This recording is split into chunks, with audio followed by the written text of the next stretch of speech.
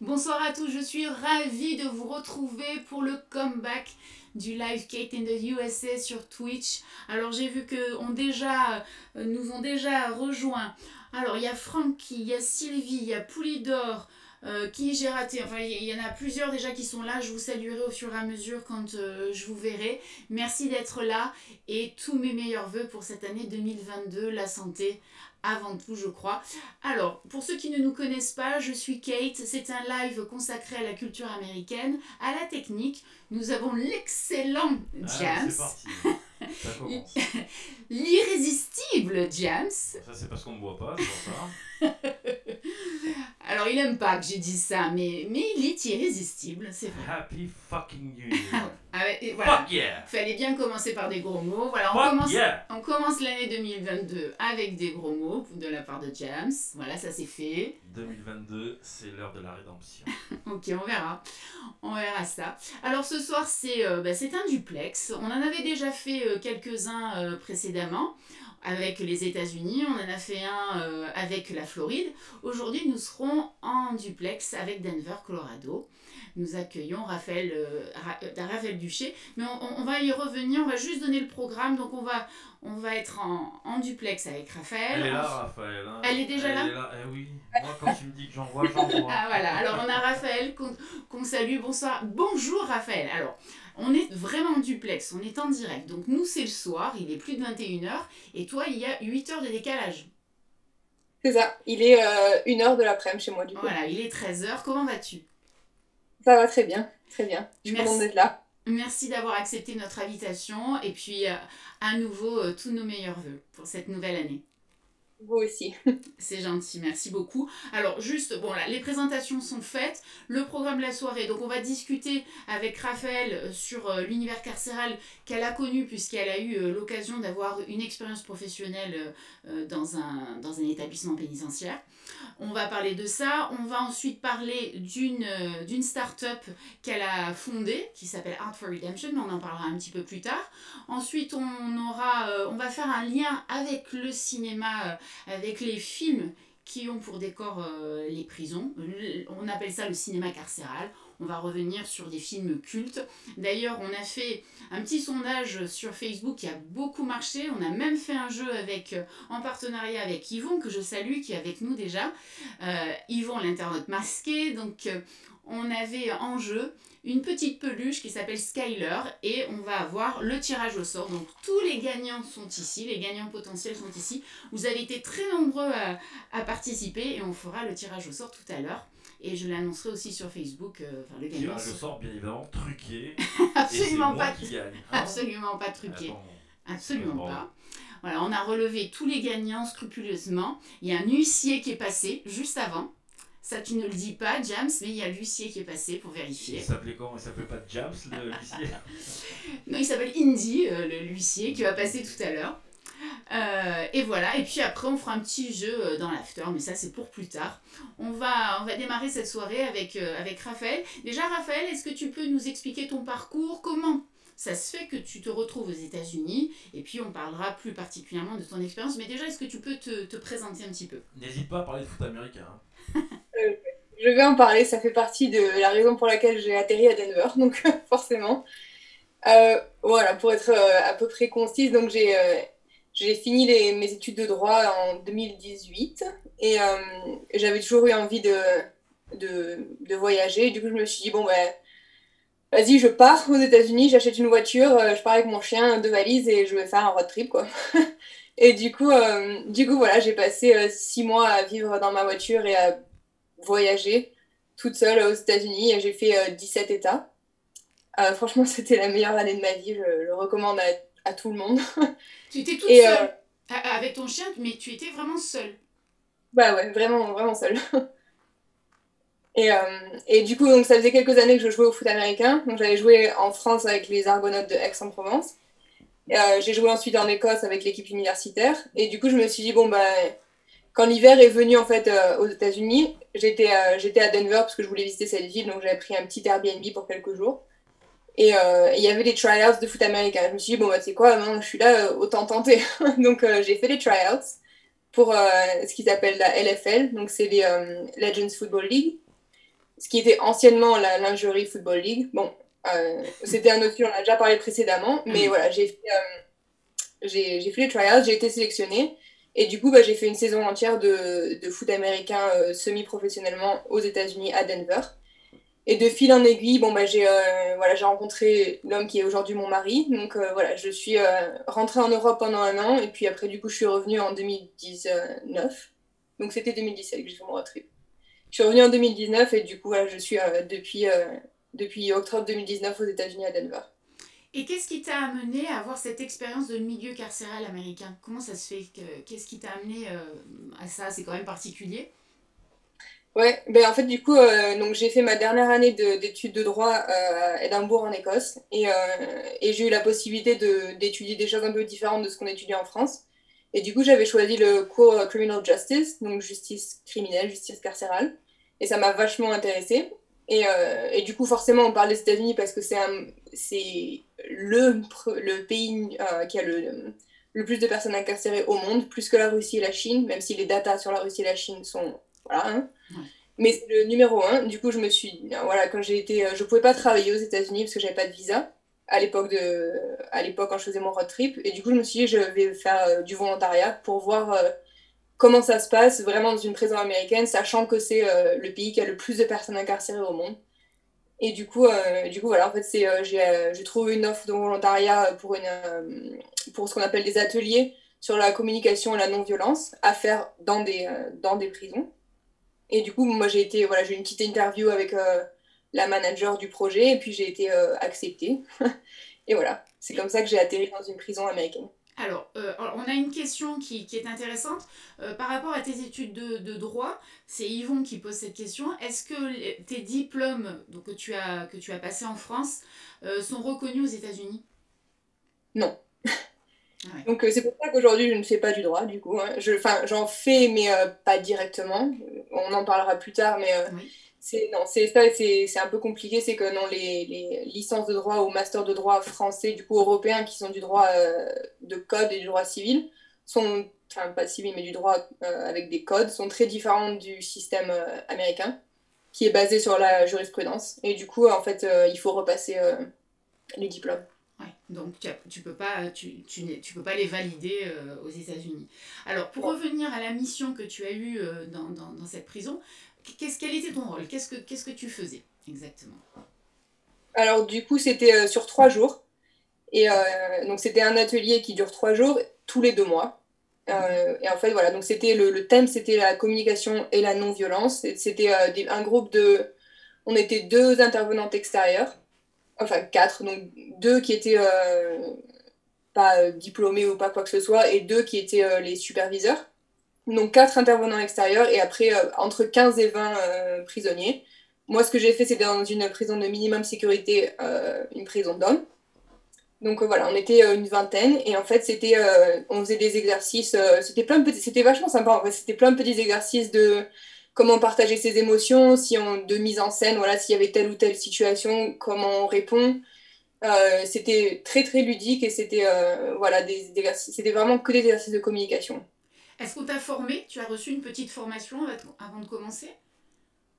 Non, pas vraiment. En fait, c'était pas le but, c'est pas vraiment d'être formé, c'est bien aussi qu'il y ait des gens qui viennent de l'extérieur comme je l'ai été, qui avaient aucune formation, aucun lien, quoi que ce soit, et en fait d'être mis en face avec des hommes qui ont passé des fois 20 ans en prison, et de fait d'avoir cette comment on dit, spontanéité. Voilà, Oui. pas quelqu'un qui est déjà dans le milieu, qui connaît déjà. Non, j'ai pas été formée. Ouais. Après, voilà, à force, en fait, on se forme. Ces ateliers te forment, t'en fais 3, donc tous les 2 mois. Et en fait, à la fin, tu deviens ce qu'on appelle un superviseur aussi. Et du coup, après, tu peux en faire d'autres dans d'autres prisons, quoi. Comment tu t'es sentie la première fois? Est-ce que tu connaissais déjà cet univers en France, par exemple, ou c'était vraiment la première fois aux États-Unis que tu rentrais dans une prison? Et quelle a été ta première impression? C'était la première fois. Honnêtement, quand on me demande pourquoi tu as fait ça, je peux pas vraiment l'expliquer. J'avais envie, et il me semblait que c'était quelque chose que je devais faire. Et du coup, voilà, donc j'avais jamais fait ça en France. Et je pense que je savais pas trop à quoi m'attendre du tout. J'avais pas d'a priori, rien. Et je suis arrivée en retard, en fait, le premier jour. Donc, du coup, Je suis arrivée, j'ai ouvert la porte et il y avait ce cercle de 20 inmates qui portent tous le même uniforme, certains qui sont très très tatoués. Et ce qui change un peu de la France, parce que si je me rappelle bien, les Français sont pas autant tatoués que les Américains. Et du Ouais. coup, c'est vrai que j'ai eu un petit là, waouh, ah ok, j'ai mis les pieds dans une prison quoi. C'est la première impression que j'ai eue. Et après, en fait, mais bon, voilà, pas d'a priori, je me suis pas sentie en danger, ou je me suis pas sentie Oui. regardée ou jugée, ou rien de tout ça. Non, je me suis assise, on a commencé à discuter, à se présenter, à commencer à faire des petits exercices tous ensemble. Et en fait, il y a eu une super connexion, quoi. C'est vrai que bah, ils sont humains, quoi. Oui, On parlera, mais les médias, diabolise. permet- Diabolise. ouais, ouais, les médias, ils nous font croire que voilà, c'est des criminels, c'est Ouais. des gens abominables, ils sont plus humains. Et en fait, non, voilà, de partager des émotions, de dire que moi, j'ai eu, par exemple, des choses qui sont difficiles à vivre au quotidien et qu'en fait, d'une certaine façon un peu différente, mais là, ce prisonnier-là a vécu la même chose à son niveau, c'est vrai que bah, tu te dis, ouais, on est pareil, quoi. C'est sûr. Est-ce que tu avais des informations, donc tu étais dans une prison qui était exclusivement, enfin tu côtoyais que des détenus hommes, on est d'accord? Ouais, c'est une Est-ce que prison tu d'homme. avais des informations sur les détenus avec lesquels tu avais ces sessions euh, avec lesquels tu travaillais en fait? Est-ce que tu avais des infos sur leur background, quoi, pourquoi ils étaient là? Est-ce qu'on te donnait ce genre de précision? Alors, c'est des informations qui sont publiques, c'est-à-dire que chaque État a une base de données dans laquelle tu peux chercher le nom de la personne avec le numéro de Department of Corrections. Donc, ils ont tous un numéro qui est associé à l'individu. Donc, on peut regarder si on a envie. Après, moi, j'avais pas d'infos sur ce qu'ils avaient fait. Bon, c'est une prison de minimum sécurité. C'est des programmes qui se font pas vraiment en prison de haute sécurité. Ouais. Mais, donc, c'est des hommes soit qui ont eu des peines courtes ou des peines ou qui sont arrivés en fin de leur peine. Mais par contre, non, voilà. Après, s'ils voulaient en parler, c'était ouvert. Hein, ils pouvaient dire ce qu'ils avaient fait. Mais c'était pas obligé. Et franchement, enfin, c'est pas que ça m'intéressait pas, mais ouais, non, j'ai Ouais. jamais. Ouais. C'était pas ce que tu recherchais, tu voulais être objective. Ouais. Alors, le Colorado a aboli la peine de mort. Est-ce que pour nous, c'est très particulier puisque nous, la peine de mort est abolie depuis 1981. Là, c'est tout récent, c'est de 2020 dans le Colorado.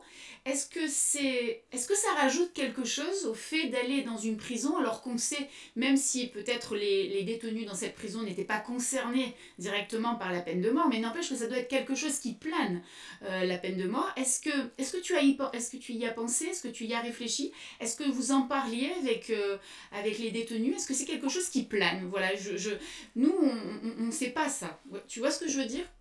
Ouais, je vois bien. C'est pas quelque chose dont on a parlé entre nous durant cet atelier. Par contre, c'est vraiment quelque chose qui est un sujet encore très vif dans la société parce que c'est vrai que ben, il y a toujours des cas. Là, il y avait le dernier cas en octobre, je crois, de Julius Jones. C'était son nom. Bon, c'était dans l'Oklahoma, mais bon, c'est pareil, c'est un État qui a la death penalty. Ouais. Et en fait, voilà, il a été condamné à mort à 19 ans. Donc ça, c'est un truc aux États-Unis. Ils n'hésitent pas à condamner des enfants finalement à mort, hein, ou à life without parole, qui est prison à perpétuité sans possibilité de parole, de revoir la Bon. peine. Et c'est vrai que du coup, bah, là, le gouverneur l'a gracié en fait quelques heures avant son exécution, parce que voilà, les preuves sont que voilà, le juge, a priori, il n'aurait même pas commis le crime pour lequel il a été condamné. Donc c'est vrai que bah, enfin, c'est hyper vif comme sujet quoi, pour la société parce que tu sais pas.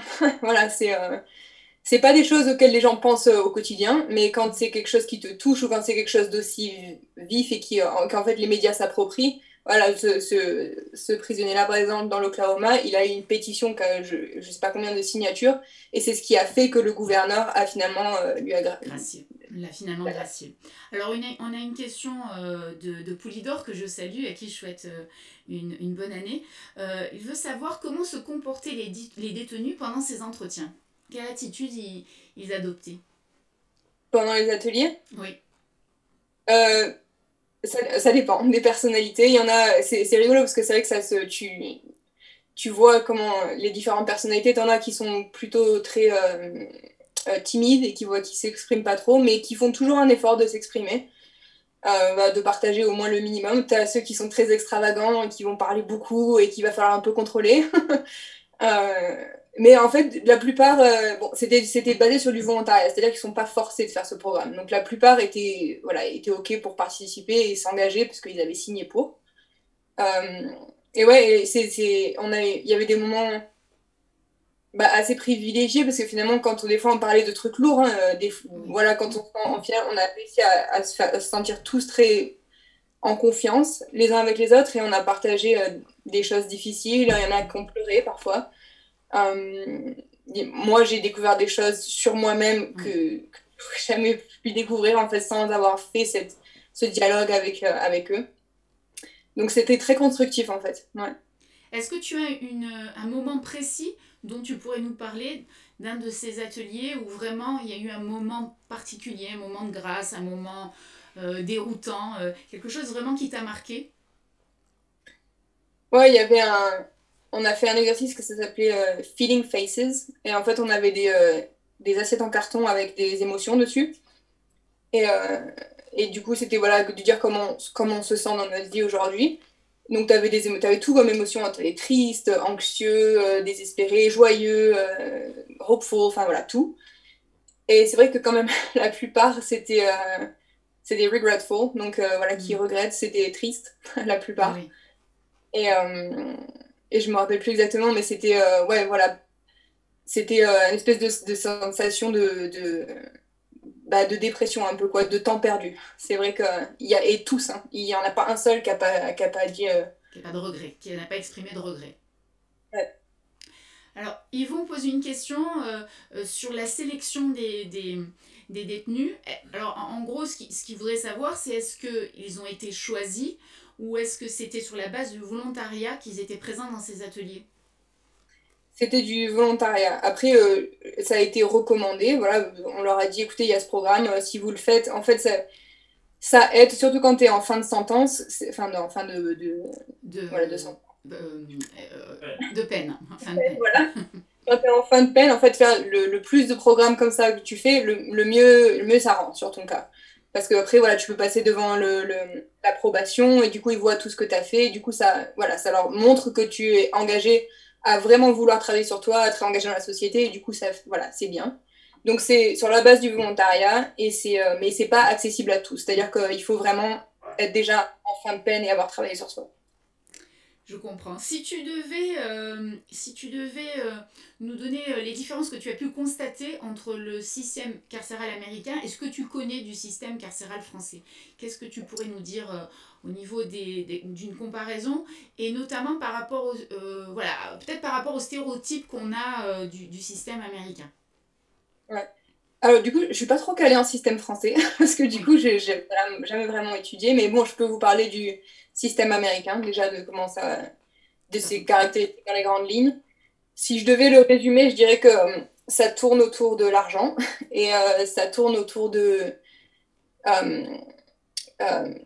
racial, donc la couleur de peau et voilà les classes sociales. C'est vraiment les deux grands axes qui définissent le système carcéral américain. Qu'est-ce que tu veux dire quand ça tourne autour de l'argent, de l'aspect financier? C'est-à-dire? C'est-à-dire que la plupart des prisons sont aujourd'hui privées. Donc, ce sont des business plutôt que finalement des affaires d'État. Et donc, le plus de personnes elles mettent en prison, le mieux c'est pour eux. Donc voilà, ça c'est... et le fait que ça tourne autour de l'argent, c'est parce que ça a été... La façon dont c'est fait, c'est qu'en gros, ça focus, ça target sur les personnes pauvres en majorité et les personnes de couleur. Et en fait, c'est des gens qui ont déjà par eux-mêmes eu des gens de leur famille qui ont été incarcérés. Donc, c'est un cercle vicieux qui tourne autour en fait des pauvres. C'est vraiment une réalité. Qu'est-ce que j'ai dit d'autre? Tu as parlé du niveau social et de la race, en fait, de la couleur de peau. De la couleur de peau, voilà. Il y a quand même les personnes de couleur sont quand même en majorité plus pauvres que les personnes blanches. C'est une réalité aussi qu'aux États-Unis. L'autre côté pourquoi ça tourne autour de l'argent, c'est parce qu'il y a des systèmes qui s'appellent par exemple le bond system. Donc, je ne sais pas du tout comment on dit en français, mais c'est qu'en gros, même quand tu n'as pas encore été jugé d'un crime, on te met en prison et en fait, on va te dire il faut payer ça si tu veux sortir. Sauf que, comme je l'ai dit, la plupart des gens qui sont incriminés pour quoi que ce soit, hein, en majorité, ils sont pauvres. Donc, en fait, ils peuvent jamais payer. Et c'est-à-dire que des fois, tu peux attendre des années avant de passer devant un juge voilà, pour ceux pour lesquels tu as été euh, Arrêté. incriminé. Et du coup, voilà, en fait, le fait, c'est terrible parce que plus tu as d'argent, plus tu peux t'en sortir et tu peux attendre ton procès dehors sans que ça impacte ta vie. Sauf que quand t'as pas d'argent, ce qui est la plupart du temps le cas, tu restes en prison le temps que ton procès arrive. Et en fait, du coup, tu perds ton travail, tu perds ta maison, tu perds tout, quoi. Et en fait, c'est déjà une peine en elle-même. Et ça, c'est parce que c'est un système de bande, comme je viens de dire. Alors ouais, le bare bones, c'est en fait tout simplement en France, on pourrait faire l'équivalent avec la remise en liberté sous caution. C'est la caution. Voilà, Voilà. Non, mais nous, on n'a pas ça. Ça n'existe pas, bien On évidemment. n'a pas du tout ça. Bah non, mais aux États-Unis, c'est une façon de faire de l'argent. Et en plus de mettre les personnes qu'on ne veut pas avoir vraiment dans la société à l'abri, comme ça, hop, voilà, on s'en occupe plus, on sait qu'ils peuvent pas payer et c'est fini, quoi. Oui. Donc, Là, ton regard sur le système carcéral, il est. Enfin, tu donnes l'impression, en tout cas, que c'est un système extrêmement violent, discriminatoire. Là, c'est violent. Quoi. C'est violent, ouais. Non, mais Voilà. c'est violent et c'est discriminatoire. C'est une réalité, hein. Et, enfin, qu'est-ce que je voulais dire? Je regarde mes notes parce que du coup, ouais, mais en fait, c'est ce que j'ai, c'est un business. Et ça, c'est le côté américain, voilà, l'image des États-Unis, c'est que tout est un business, potentiellement. Voilà, la santé, l'éducation, les prisons. Les prisons, c'est un super business. Donc, et du coup, voilà, ça suit le même schéma et le même motif. Et c'est vrai que, mais c'est violent parce qu'après, et en plus, une fois que tu es en prison, encore une fois, l'argent, c'est au centre de tout parce que du coup, quand tu veux rester en contact avec ta famille, le téléphone, c'est payant, puis c'est très très cher et c'est limité. Les lettres, c'est pareil. Et en plus, les lettres, c'est à la bonne volonté des CEO, donc des correctional officers, de les faire passer ou pas. Voilà, c'est jamais, tu sais jamais en fait. La nourriture, je sais qu'il y en a plein qui pensent que c'est ils sont nourris, logés, ils ont la belle vie. Non, pas aux États-Unis. C'est-à-dire que ouais, ils sont nourris, mais enfin, la bouffe qu'ils servent, tu trouverais même pas ça pour des chiens, quoi. Et si tu veux t'acheter des trucs en plus, en fait, tout est 3 fois le prix de ce que tu peux trouver dans un supermarché normal, sachant que les personnes incarcérées, soit elles ne peuvent pas travailler parce qu'il n'y a pas de l'option dans la prison, soit quand ils travaillent, ils se font 80 centimes à la journée. Donc voilà.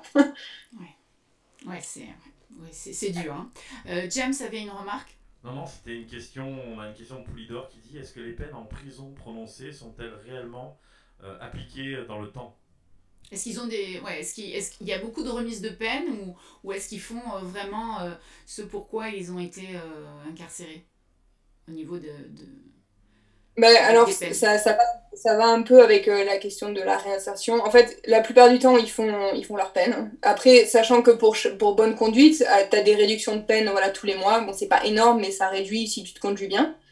Et à partir d'un certain seuil, tu peux demander avoir l'approbation. Donc voilà, c'est un espèce de jury qui va décider en fonction de qui tu es. Tout à fait, si, bon, bah oui, ok, on peut te libérer un peu plus tôt ou pas. Et sinon, la plupart du temps, ouais, tu finis ta peine et une fois que c'est fini, on t'ouvre la porte et merci, au revoir, quoi. Et alors justement, si c'est un business, la question de la réinsertion, ça doit pas être au cœur des débats.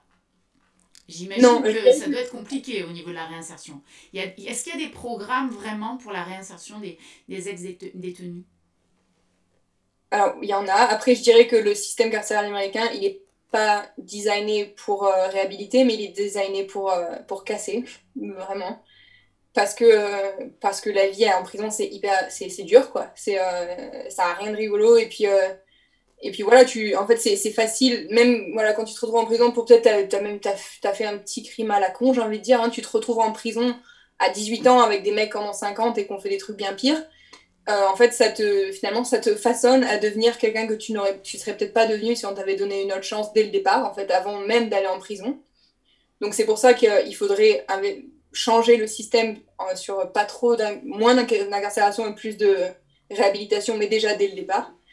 Et après, quand tu sors de prison, il y a plusieurs... En fait, il y a deux grosses avenues. T'as soit tu vas en halfway house, c'est ce qu'on appelle les maisons de transition, soit, comme je disais, tu es libéré, on t'ouvre la porte de la prison et tu as fini ta peine et voilà, tu te démerdes. Donc, la halfway house, encore une fois, c'est des compagnies privées. Donc, encore une fois, ils ont tout intérêt à mettre des règles qui font qu'ils te gardent au maximum. Et, c'est vrai que c'est pas designé pour réhabiliter comme il faut, parce que moi, je l'ai vécu, du coup, on pourra en parler plus tard, mais du coup, mon mari, il a fait 13 ans en prison. Et du coup, il est passé en halfway house. Donc voilà, j'ai vécu l'avoir quelqu'un en halfway house. Et en fait, ils te mettent c'est censé t'aider à te réintroduire dans la société parce que c'est une maison, enfin, en gros, c'est là que tu habites. Donc, tu leur payes un loyer. Ils te forcent à chercher un travail. Enfin, voilà, ils essaient de te remettre sur les rails. Sauf que, en même temps, ils ont des règles. Par exemple, il doit check-in. Donc, il doit pointer sur son téléphone quand il part de la halfway house, quand il arrive au travail, quand il repart du travail, quand il arrive à la halfway house. Et tout ça avec un délai c'est calculé par son officier de probation, durant un certain délai, donc 1 heure, sauf que la plupart du temps, ils n'ont pas de voiture, hein, donc ils sont dépendants des transports en commun. Les transports en commun aux États-Unis, c'est pas les transports en commun en France, hein. C'est très, très mal fait, et parce que tout le monde conduit, en fait, tout le monde a une voiture. Et du coup, c'est hyper stressant parce qu'en fait, c'est des genres de... Si jamais, je sais pas moi, le bus dans lequel t'es, il y a un accident et du coup t'es en retard et que tu peux pas pointer, parce que c'est en fonction de ton GPS, à l'endroit où t'es supposé être à telle heure, bon bah tu te prends ce qu'on appelle un ticket ou une violation des règles. Sauf que ça n'a pas de sens, tu vois, c'est genre fait pour... euh, c'est pas fait pour aider, c'est fait pour mettre des barrières dans les rues. Après, pareil, ils doivent trouver un travail, donc voilà, ils n'ont pas beaucoup de flexibilité. Et en même temps, ils doivent continuer à assister à des behavioral programs, donc c'est des espèces de sessions de thérapie voilà, pour quoi que ce soit. Si tu as eu des problèmes avec la drogue, bon, bah, c'est pour la drogue, c'est des trucs comme ça. Sauf que c'est des programmes qui sont pas du tout adaptés au niveau des horaires, donc c'est-à-dire qu'il faut qu'ils jonglent entre être obligé d'être là à ce moment-là, mais en même temps pouvoir garder un travail. Donc c'est galère. C'est la galère et la moindre petite violation technique comme ça peut te remettre en prison. Ouais. Alors justement, il y a des voix qui s'élèvent pour une réforme du système carcéral américain. Alors, la start-up dans laquelle que tu as fondée, Hartford Redemption, milite pour ça, pour une refonte du système. Est-ce que c'est exact et est-ce que tu peux nous parler de Hartford Redemption? Ouais, alors du coup, je l'ai fondée avec un ami qui s'appelle Buck, que du coup j'ai rencontré dans cet atelier dont je vous parlais avant. Ouais. Il a fait 2 ans en prison, donc je l'ai rencontré durant cet atelier. Et en fait, c'est un businessman. Donc c'est encore une fois pour vous montrer que la vie peut changer à tout moment, hein. Il n'a jamais été en prison. Lui, voilà, il est de bonne famille, il a de l'argent et tout. Il a juste... bon, il a perdu, c'est son histoire, mais bon, voilà, il a fini en prison pendant 2 ans. Et lui, c'est ce qu'il fait. En fait, il a construit des business et à chaque fois, il les revend. Donc, c'est tout ce qu'il a fait toute sa vie. Et donc, il est doué à ça. Et on s'est rencontrés. Donc, il a vu que j'étais une graphiste, que j'avais fait du droit, que j'étais assez douée pour faire plein de trucs. Et il m'a dit, voilà, j'ai cette idée d'aider les prisonniers qui font de l'art à vendre leurs pièces, leurs tableaux au public. Parce que du coup, comme on en parlait avant, voilà, soit tu peux pas travailler parce qu'il n'y a pas de job dans la prison dans laquelle tu es, soit quand tu peux bosser, tu te fais 80 centimes la journée. Donc Et encore une fois, quand on parle de réinsertion, ce qui est notre but, c'est que la plupart des gens ils sont pauvres quand ils rentrent en prison, pauvres quand ils sortent de prison. Les États-Unis, c'est hyper cher. La vie est très, très chère. Et c'est-à-dire que si tu sors de prison, on t'ouvre la porte, on te dit bon, merci, t'as fait ta peine, allez, au revoir, démerde-toi, et que t'as 0 sur ton compte en banque, les chances de retomber dans le crime, elles sont... Enfin, voilà, le taux de récidivisme, c'est 80% quoi, dans le Colorado. Parce que, enfin, je veux dire, c'est pas possible de demander à quelqu'un qui a passé déjà peut-être 10 ans complètement en dehors du monde, donc qui a plus vraiment de notion de comment est la société à l'extérieur, et de devoir se réintroduire avec 0 sur son compte en banque. Bon, enfin, voilà. Donc notre but, c'est du coup de permettre aux personnes incarcérées de pouvoir avoir un contrat avec des compagnies extérieures comme Art for Redemption, qui est une compagnie, une start-up, comme on l'a dit, et de pouvoir gagner vraiment de l'argent. Parce qu'en fait, au jour d'aujourd'hui, les prisons, les personnes qui sont en prison, elles n'ont pas le droit d'avoir un vrai travail, donc un travail avec une société à l'extérieur. Les travails sont que avec ce qu'on appelle les DOC, donc Department of Correction. Ils doivent être, c'est que des travails qui sont avec le Department of Correction, qui ont le minimum wage de 80 centimes par journée, et ils ont le droit que de faire ça. Et nous, en fait, Art for Redemption, on a réussi à être la première start-up, donc compagnie complètement en dehors de ça, à être autorisée par un Department of Correction dans le Colorado, à pouvoir avoir un contrat avec les artistes incarcérés.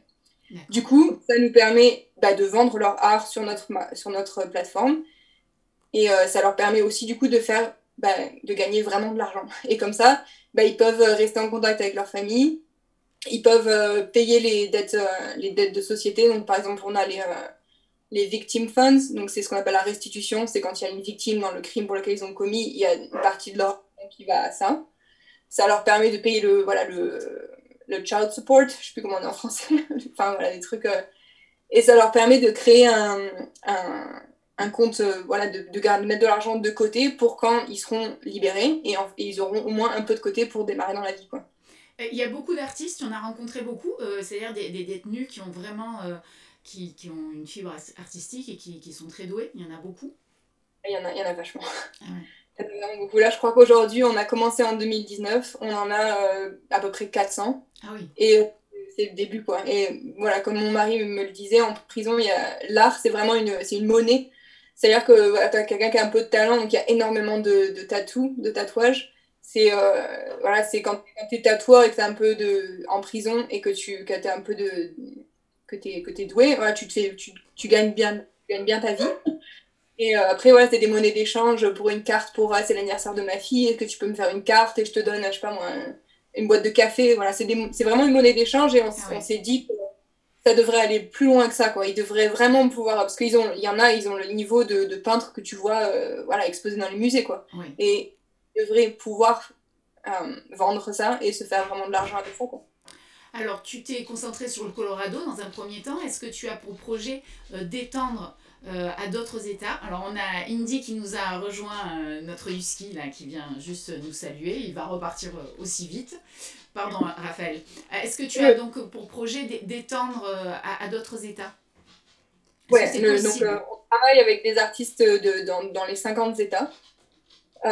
Donc aujourd'hui, on a été que reconnu par le Colorado parce que c'est là où on a concentré nos efforts parce qu'il fallait bien commencer quelque part. Mais oui, le but, c'est d'avoir cette possibilité pour les artistes incarcérés d'avoir un contrat avec nous, finalement, ou n'importe quelle compagnie extérieure dans tous les autres États. Et voilà, et en fait, pour ça, du coup, on a fait une compétition d'art l'année dernière avec des donations, et du coup, on va créer ce qu'on appelle un coffee table book. En français, je sais pas trop comment on dit, mais c'est un livre d'art en fait. Ouais. Un livre d'art où on va montrer les 100 gagnants de notre concours, et en fait, ce livre, ça va être notre ambassadeur pour cette réforme, du coup, cette réforme carcérale qu'on aimerait étendre dans tous les autres États.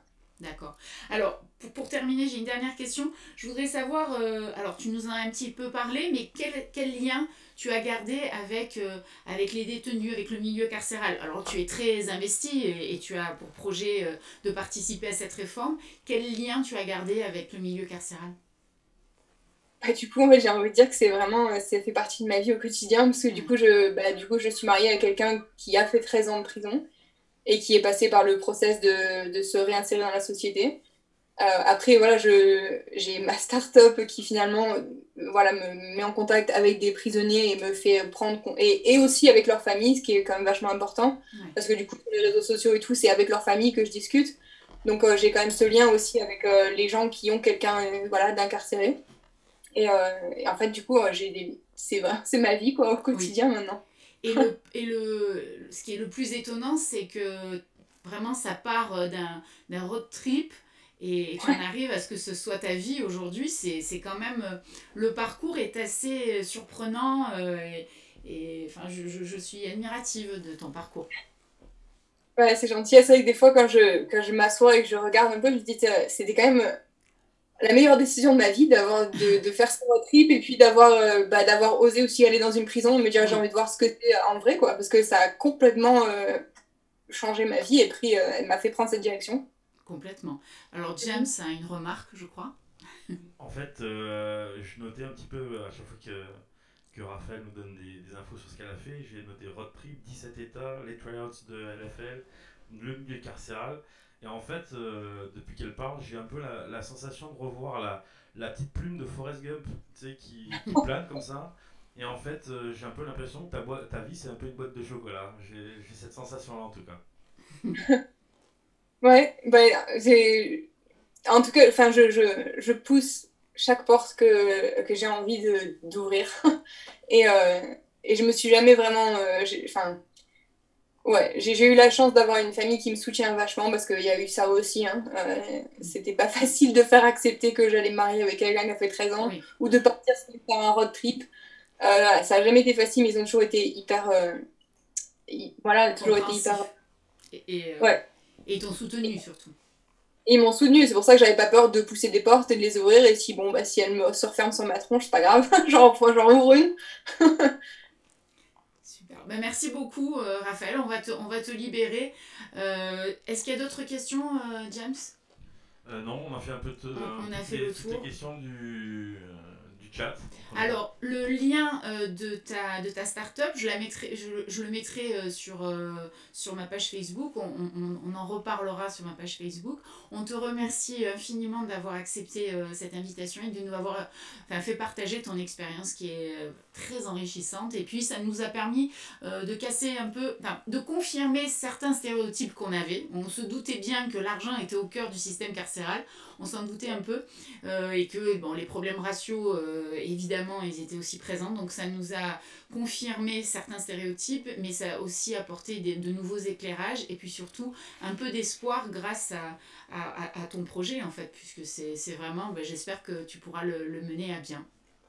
Ouais, bah, merci beaucoup. J'espère aussi. C'est sur de bonnes routes. Très bien.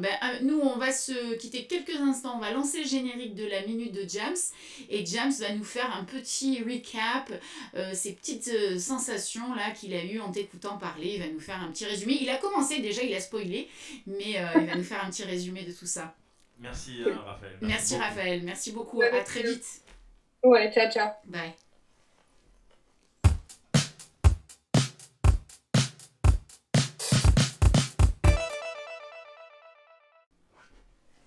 Alors, qu'est-ce que je peux dire sur ce que j'ai vu là? C'est compliqué quand même, hein. Ah, mais c'est un Il exercice. y avait Tu as énormément une de. minute.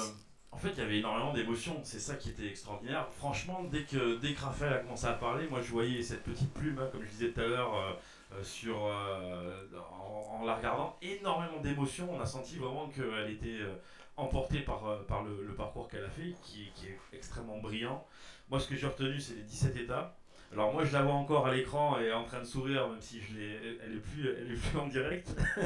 Mais je lui poserai en off la question de savoir des 17 états, quel est l'état qui lui a le plus plu. Donc ça je lui poserai la question.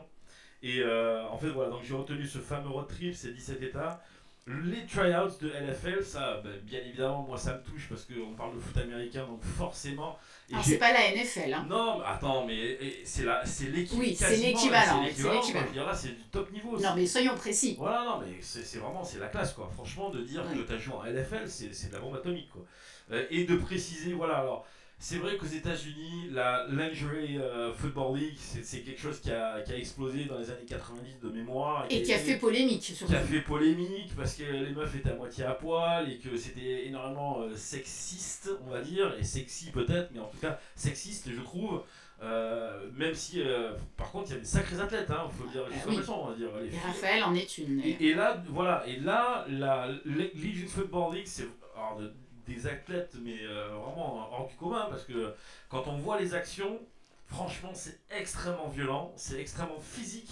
Et d'avoir fait les tryouts, d'avoir réussi à intégrer une équipe, rien que ça, c'est une prouesse extraordinaire.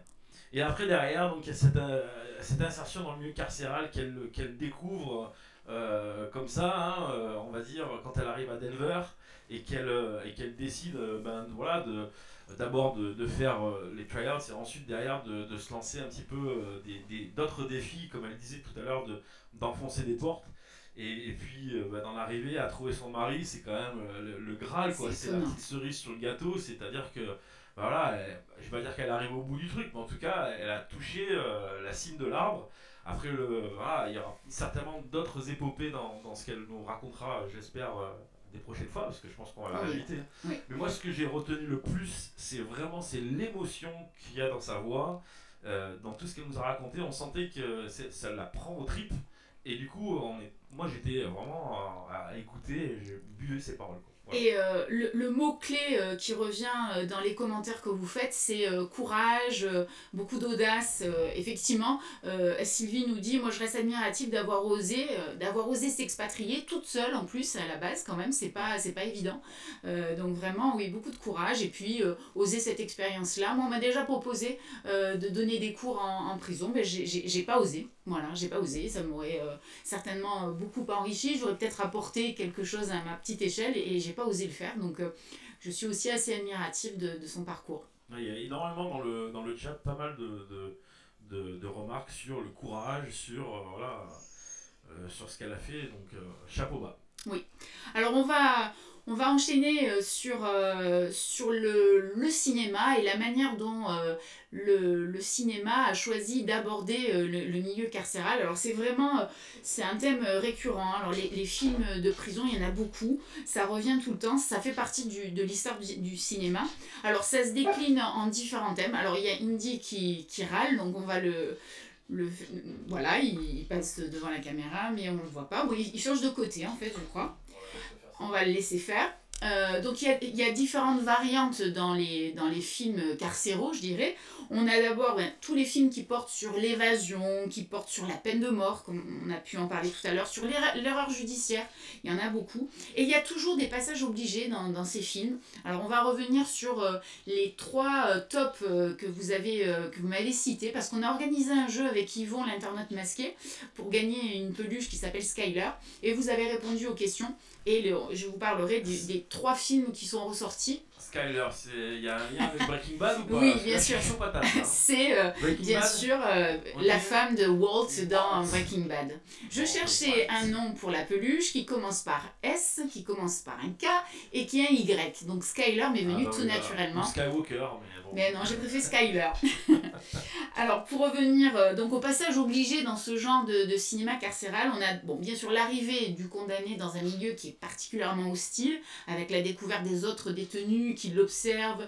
Il y a un rapport de force qui s'installe toujours.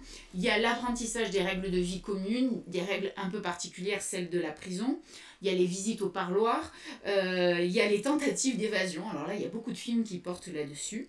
Alors, il y a des codes. Alors, il y a certains cinéastes qui vont embrasser ces codes, d'autres qui vont complètement les casser. Alors, les films qui se situent dans l'univers carcéral ont soit pour but vraiment le divertissement pur, et d'autres sont plus engagés et répondent à une ambition sociale, à poser des questions qui vont susciter le débat au niveau de la société. Alors c'est un milieu fascinant, je crois.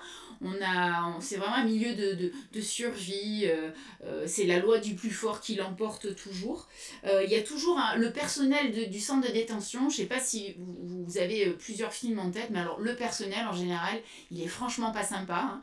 C'est toujours les gardiens de prison qui sont vraiment très désagréable avec les nouveaux détenus, puisqu'il y a encore une fois un rapport de force qui s'installe.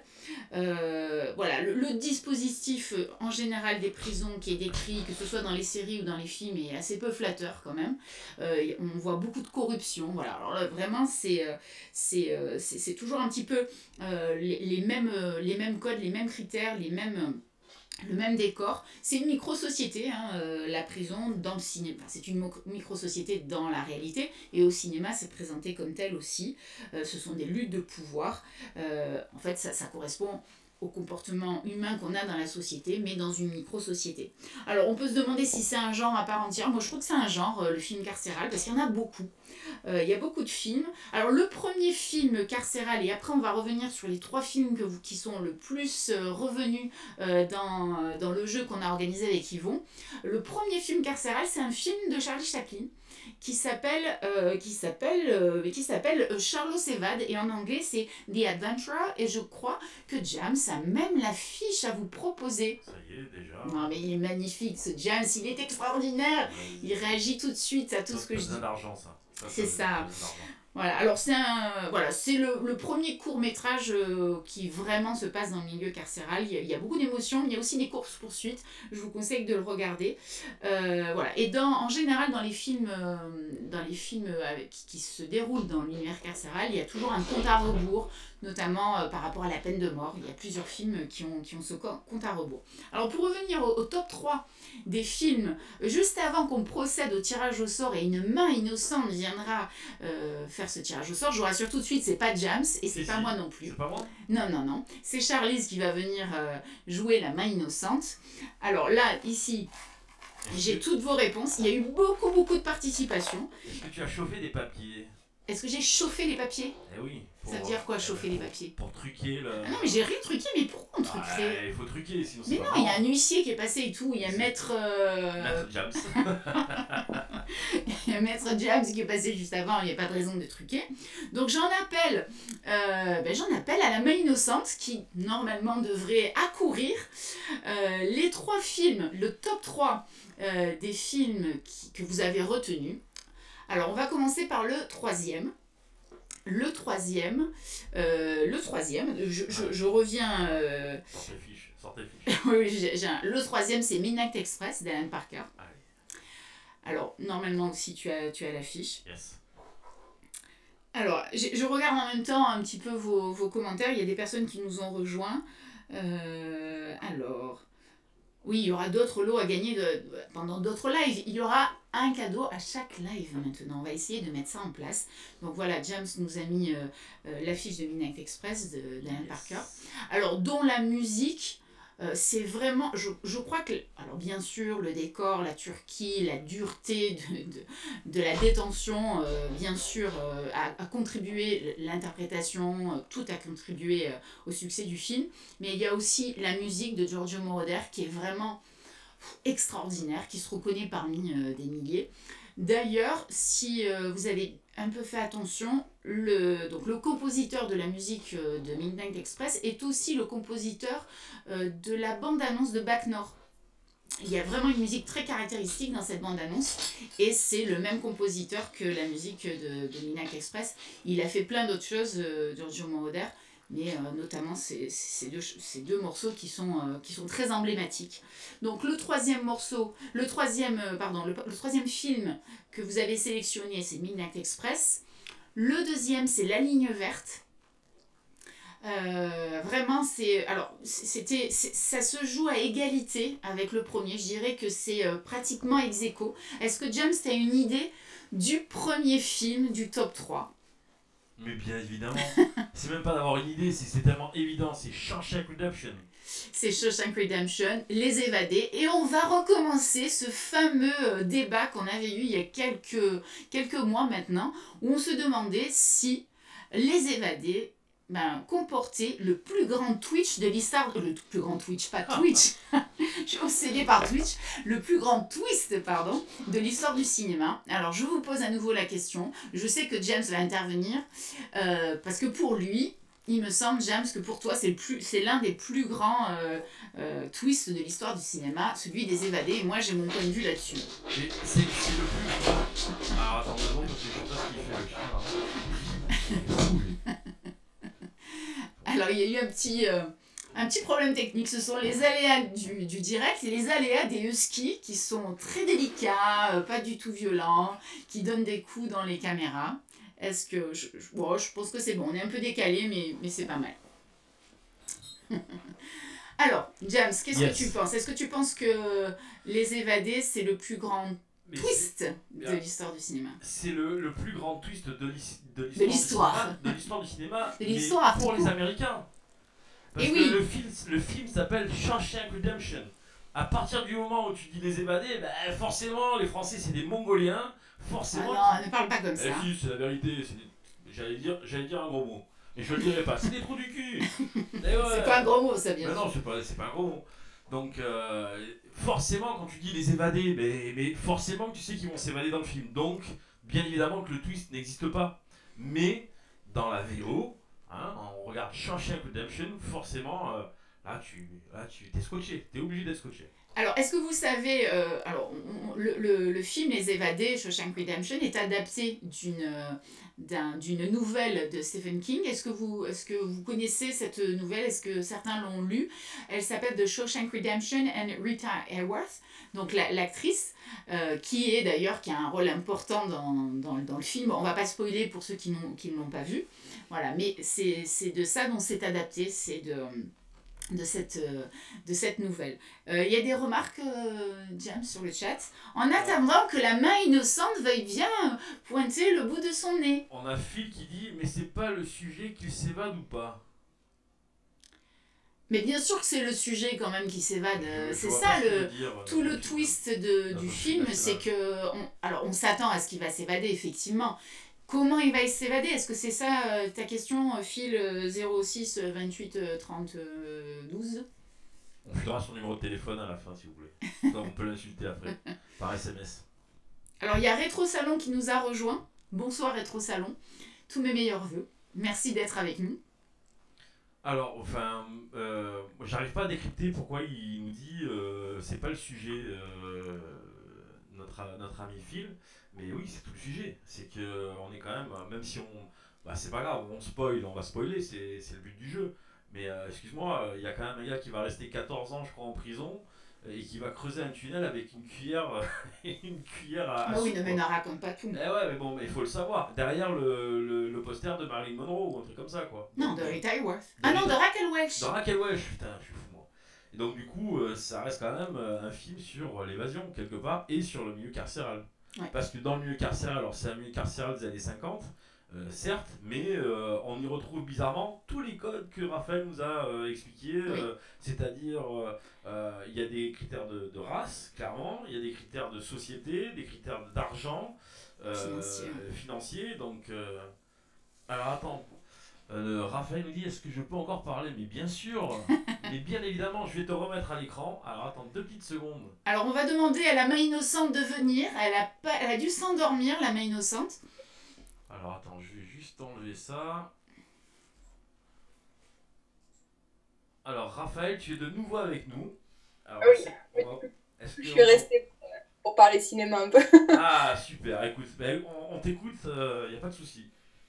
Non, je voulais juste, quand tu parlais justement des critères carcéraux dans les films, c'est vrai qu'ils ont tendance à romantiser les choses, hein, mais il y a quand même une vérité qu'on retrouve, je trouve, souvent dans les films, c'est qu'il y a une espèce de sens de la communauté, comme tu disais Kate, c'est un huis clos, c'est vraiment des gens qui vivent en huis clos pendant des années parfois, et on retrouve ce sens de la communauté, il y a un vrai sens de l'honneur et du respect en prison, c'est-à-dire que et c'est un truc qu'on retrouve pas dans la société. Moi, je sais que c'est un truc que mon mari il a eu du mal à s'adapter. C'est que peut-être que c'est un peu primaire en prison, mais quand il y a un conflit, quand il y a quelqu'un qui respecte pas ce qu'il dit ou qui doit de l'argent à quelqu'un ou qui est parti dénoncer quoi que ce soit, il y a un problème. On en parle face à face, on se bat s'il le faut, c'est réglé, c'est fini. Il y a un vainqueur, un perdant et c'est voilà terminé quoi. Alors qu'en société, c'est vrai que il y a toujours un intermédiaire. C'est con, mais par exemple, tu as un problème avec, je sais pas moi, l'électricité dans ta maison. Bon, ben, il va falloir appeler, rester en ligne, il va falloir attendre que quelqu'un vienne. C'est vachement d'intermédiaires. Et quand tu as des problèmes, voilà, c'est pas aussi direct. Et vraiment, parce que ouais, quand tu as des soucis en société aussi, c'est difficile que tu as moins de conséquences. Alors qu'en prison, quand tu fais quelque chose voilà, à quelqu'un, tu vas en payer les conséquences parce que tout le monde le sait, tout le monde le voit. Et du coup, il y a un vrai sens de respect, en fait, plus qu'à l'extérieur. Alors, il y a une remarque de Phil où là, il dit American History X. Là, je vais être d'accord avec lui. Voilà, tu vois la réaction que tu as eue parce que quand tu regardes le film, alors est-ce que tu trouves que c'est surjoué, surromancé? Parce que là, on a vraiment les castes, voilà, c'est les blacks, les latinos, etc. Est-ce que c'est vraiment comme ça? C'est vraiment hyper compartimenté. C'est vraiment hyper compartimenté, ouais. Ouais, c'est vrai que les blancs restent avec les blancs. Les gangs, là, voilà, les Crips qui sont la couleur bleue, voilà, ils restent ensemble, qui sont en majorité noirs du coup. Les Bloods, c'est pareil, ils sont rouges et ils restent en majorité avec eux. T'as les Latinos, t'as les Natives, donc les Indiens d'Amérique. Voilà, non, c'est très, très, très compartimenté. C'est vrai. Alors en France, c'est le cas aussi, hein, puisque quand on voit le film Un prophète, c'est aussi avec des clans. Les clans corses, voilà, c'est ce que met en lumière Michel Audiard dans son film. Donc je crois que c'est la caractéristique du système carcéral, qu'il soit aux États-Unis, qu'il soit en Europe, qu'il soit un petit peu partout, quoi. C'est les clans et les rapports de force qu'il peut y avoir entre ces clans. En effet. Si tu devais... Alors, je crois que c'est Yvon qui te demande si tu as un film... Alors, on a parlé de American History X, mais est-ce que tu as un film en particulier qui porte sur l'univers carcéral qui t'a marqué? Est-ce que tu en as un que tu pourrais nous citer? J'avais regardé Cool Hands Luke avec Paul Newman. C'est un vieux film aussi. C'est un vieux film, ouais. Mais j'avais beaucoup aimé ce film parce que c'est vrai que ça parle de cette, voilà, de cette communauté à l'intérieur et ça parle aussi de comment le système est fait finalement pour briser et pas pour réhabiliter, surtout à l'époque. Hein. Oui. Et puis bon, après j'adore Paul Newman, j'ai un gros crush sur Paul Newman. Bon, on te comprend. Très bien, merci beaucoup. Je ne sais pas s'il y a d'autres questions. Alors la main innocente s'est enfin réveillée. Donc elle est là, on va faire le tirage au sort comme ça. On voit qui l'a emporté. Donc ceux qui ont participé au jeu, quelle que soit la réponse, hein, même si c'est pas celle qui a été le plus donnée, qui ont donné une réponse, j'ai relevé leur nom. Et donc la main innocente qui passe devant la caméra de manière éhontée, sans complexe. On a rajouté Raphaël, donc forcément on ne voyait pas la fameuse... la main innocente. Pardon. Alors la main innocente, Charlize.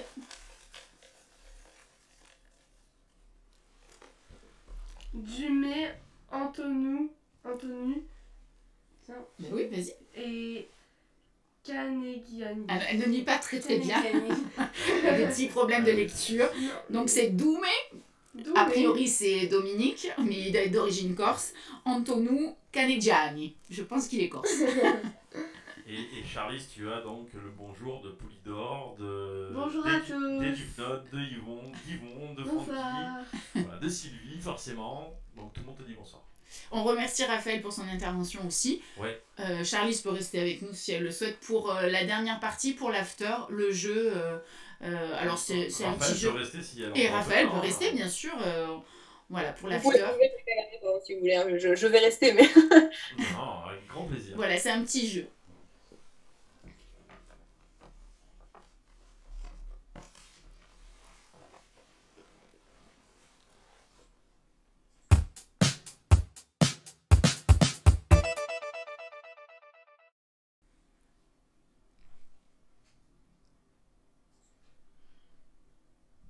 On est de retour. Hein. Ah, on est de retour. Je m'étais endormie là sur le générique magnifique de l'after. Alors, on va juste... Je vous propose un petit jeu. Il doit y avoir 4 ou 5 films. Et ce sont des détails, donc des... Le terme exact, ce sont des photogrammes. Je ne sais pas si vous connaissez ce terme. Un photogramme, c'est une photo qui a été tirée d'un film. Donc c'est un petit détail du film. Et on va voir qui est le plus rapide pour reconnaître le film. Alors ce sont des films qui sont extrêmement connus, évidemment. Et parmi les films que j'ai sélectionnés, il y a ceux qui font partie du top 3, mais pas seulement.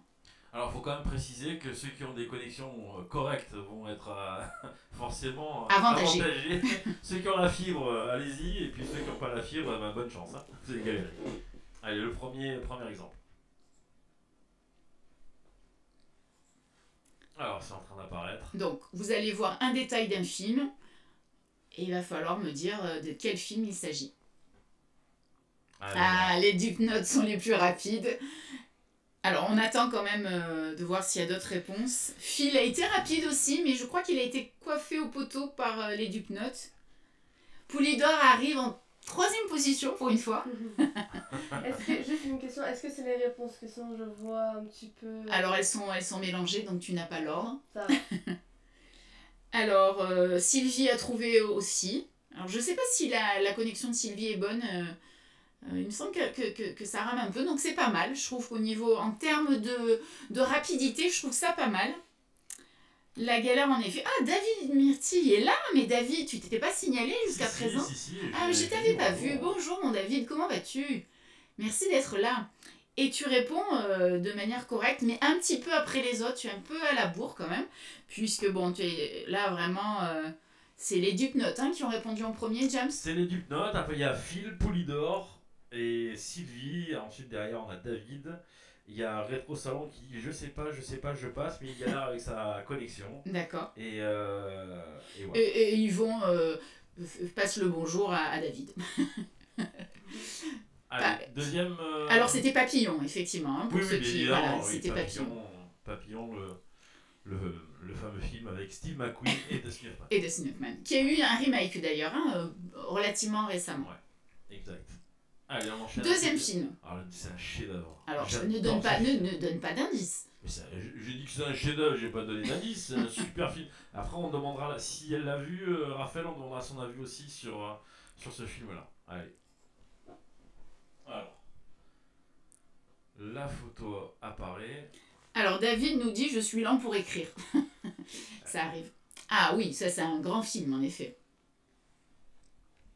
David Gale. Alors, je vais être un peu pointilleuse ce soir et je voudrais le titre en entier. Oh là là, qu'est-ce qu'elle est difficile alors. Forcément, alors non. Sylvie. Alors, Midnight Express, non. Sylvie, non. C'est pas Brad Davis là. Alors, ça n'est pas Brad Davis. Quel est l'acteur qu'on voit sur ce photogramme? Il dit des petits déboires avec la justice, le monsieur, quand même. Hein. Oui, depuis, il a eu aussi lui-même des déboires avec la N'est-ce justice. pas. Donc, c'est Kevin Spacey. Et le film, c'est La vie de David Gale, en effet. Est-ce que tu l'as vu, Raphaël? Ah ouais, c'est un super film. Ouais. Alors, pour le coup, le twist aussi sur celui-là. Oui. C'est énorme quand même. Hein. Ouais. C'est assez Grand énorme. film. Grand film d'Alan En Parker. fait, c'est vraiment. Ça fait longtemps que je l'ai pas vu, ça me donne envie de le revoir. Hein. C'est vraiment pour dénoter les erreurs judiciaires et on va dire le système, comment biaiser le système américain. On est bien d'accord, Raphaël. Ouais, ça revient sur la peine de mort quand tu as un système qui forcément a des erreurs. Hein. Voilà, à partir de là, qui sommes-nous pour juger de la vie ou de la mort de quelqu'un? Exactement. Exactement.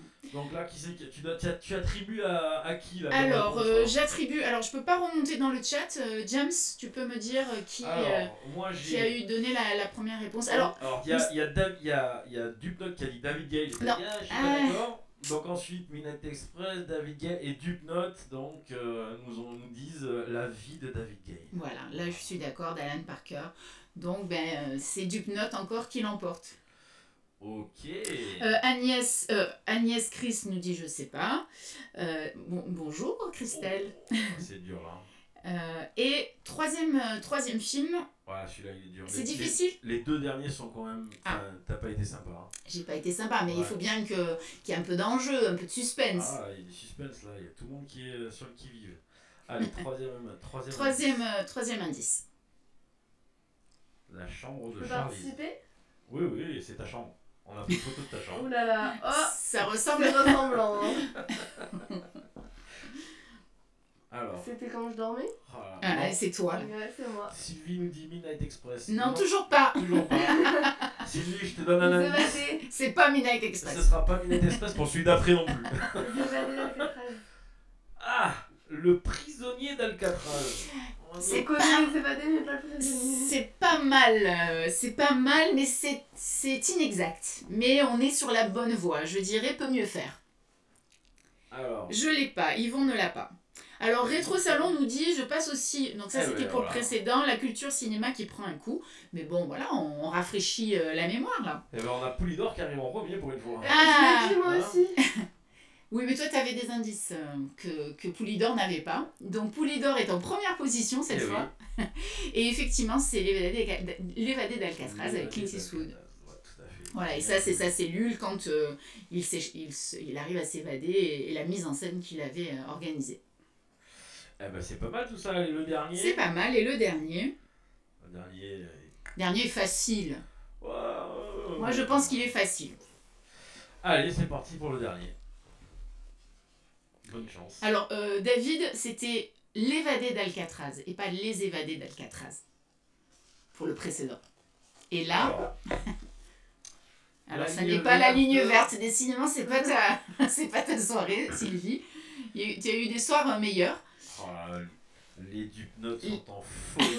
Les Dupnotes sont incollables ce soir. C'est pas Forrest Gump, non. C'est un film sur le milieu carcéral. Donc Forrest Gump. Il part pas en prison, Forrest Gump. Non, il n'y a pas de prison, non. Il n'y a pas de prison. De mémoire, il n'y a pas de prison dans Forrest Gump. Non. Mais il est. Non, mais c'est parce que tout à l'heure, j'ai fait l'histoire de la plume avec Raphaël. Ouais. Ah oui, non, c'est pas Forrest Gump. Et je crois que les Dupnotes ont donné la réponse tout de suite. Donc, ouais, il y a Yvon qui dit je me suis trompé avec photo de vacances. Non, c'est pas une photo de vacances. Non, pas non, c'est vers la fin du film en fait. C'est les dernières 10 minutes du film où Morgan Freeman se rend à cet arbre et il découvre quelque chose. Et bon, qu'on va pas spoiler pour ceux qui ne l'ont pas vu. Vu ce qu'on a dit sur le film, à mon avis, celui qui a écouté l'émission, s'il n'est pas spoilé là, il est plus spoilé là. Ouais, c'est clair. Voilà, on sait qu'il n'a pas compris. Donc c'était effectivement les évadés et on félicite les Dupnotes comme souvent quand même. Ouais, incollable sur le cinéma. Ouais, et on va réussir à vous bloquer, à vous coller. Alors on avait juste un petit film, une dernière chose à vous conseiller, c'est Hunger de Steve McQueen, alors qui est anglais, mais voilà. On parle bien de Steve McQueen, le réalisateur. Voilà, le réalisateur Steve McQueen sur l'Irlande là, et c'est un excellent film de prison également, donc je vous le recommande. Avec Michael Fassbender. Exactement. Voilà. Et après, bon, il y en a énormément. On a fait un petit tour d'horizon très rapide. On ne pouvait pas parler de tous les films qui portent sur l'univers carcéral, mais on a fait un petit tour d'horizon. Et surtout, on a eu la chance de discuter avec quelqu'un qui connaît bien le système carcéral américain. On remercie encore une fois Raphaël d'avoir été avec nous. On peut quand même parler du Prophète, de petites secondes. Un Prophète, oui, bien sûr. Un Prophète, donc avec Tahar Rahim. Donc qui est, je pense, le film français sur le milieu carcéral qui est le plus... Oui, dans les films récents, c'est celui qui est le plus marquant, le plus poignant. Il a une particularité, c'est qu'il y a vraiment un effort énorme qui a été fait sur l'évolution du personnage.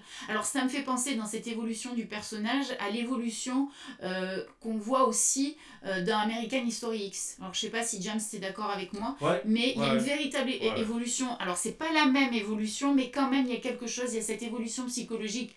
C'est le point commun je trouve entre les deux films. Et un aspect un peu onirique dans Un Prophète qu'il n'y a pas dans American History X, qui est plus froid, brut. Mais voilà, il y a l'évolution quand même du personnage. Il y a un avant et après la prison qui est là pour le coup facteur de rédemption dans American History X. Isa nous dit, alors ça lui donne envie de le revoir. Les Dupnotes, elle a envie de revoir lequel Un Prophète ou American History X? Les deux. Écoutez, on va se regarder tout. Franchement. Voilà, on a envie de les regarder tous là à nouveau. Voilà. The Hunger, oui, a subi une énorme transformation physique. Ah, oui, oui, énorme, en effet, ouais. Un Prophète. Bah écoutez, bravo aux Dupnotes, bravo à ceux qui ont participé de toute manière, bravo à ceux qui ont participé au jeu et au tirage au sort. Merci à Yvon d'avoir contribué. Voilà, c'était notre premier partenariat, ce ne sera pas le dernier. Et puis on refera un jeu dans les lives qui suivront. Si vous avez des idées de thèmes, n'hésitez pas à me les proposer. Et puis nous, on se retrouve dans un prochain live. J'annoncerai les dates, on n'a pas encore de date précise parce que la semaine prochaine je serai sur Radio Star de 19h à 20h dans une émission dans laquelle je vous parlerai cinéma, donc sur 90.2 pour la fréquence sur Toulon avec Christian Vidal, on sera en co-animation. Voilà, donc j'aurai le plaisir, j'espère que vous serez nombreux à l'écoute et puis pour le live on se retrouve très très prochainement et je vous remercie à tous, passez une bonne fin de soirée. James, le mot de la fin? Fuck yeah. Voilà, super. Merci à tous, merci à Francky, aux Dupnotes, Isa, Poulidor, Sylvie, Raphaël, bien entendu, que j'allais dire, bien sûr. Alors, voilà, il y a il y avait plein de monde ce soir avec nous, je peux pas tous vous citer, mais je vous remercie d'avoir été avec nous et puis à une prochaine fois. Bye. Bye.